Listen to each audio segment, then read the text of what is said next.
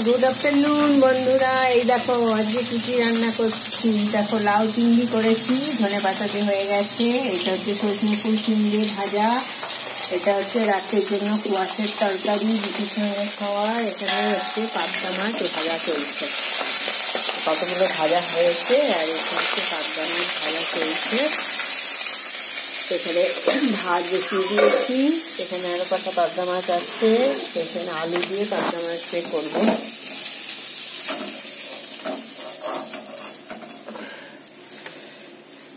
কালো জিরে ফোড়ন দিয়ে আলু দিয়ে পাবদা মাছ ছিল, পাবদা মাছ ভাজা চলছে। পাবদা মাছ খুব ফোটে, আমার খুব ভয় লাগে পাবদা মাছ। বাবা দুধ থেকে ভাজি যাবে।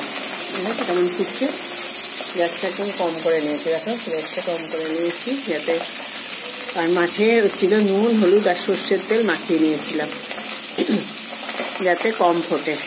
তাও আমার ভয় লাগে, আমি মাখিয়ে নিই তেল, কিন্তু তাও ভীষণ ভয় লাগে।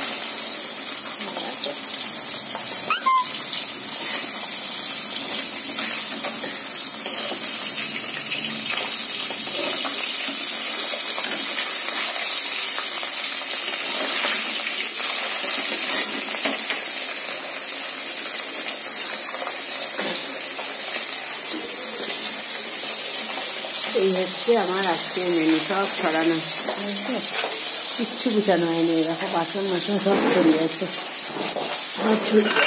সব গুছিয়ে রাখতে হবে আমাকে।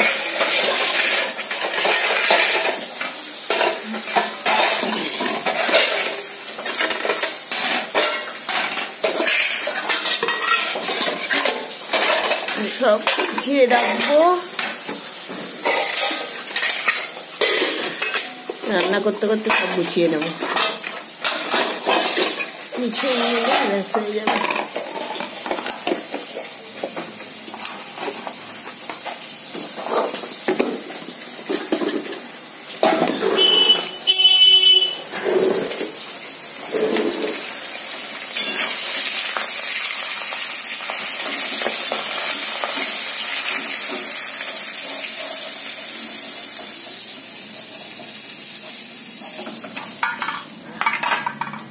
আরো দুটো মাছ বাকি আছে, বাবারে ভয় লাগে গো, মাছ ভাজতে খুব ভয় লাগে আমার। মাছের মশলাটা রেডি করে নিই, তোমরা দেখো, তোমাদের সঙ্গে শেয়ার করি মাছে কি কি মশলা দেবো। দেখো মাছে দেবো ছিল একটু জিরে, একটু লঙ্কার গুঁড়ো, হলুদ আছে অল্প, আর হচ্ছে এই হচ্ছে মাছের মশলা।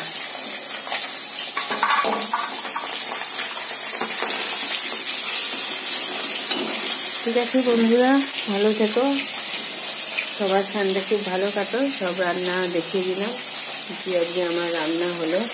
ভাত হয়ে গেছে, এখনো কতদিন ভাতটা, আর একটা মাছ ভাজা বাকি আছে। আলু ভেজে মশলা কষিয়ে তারপরে পাবদা মাছটা রান্না করবো। বাই।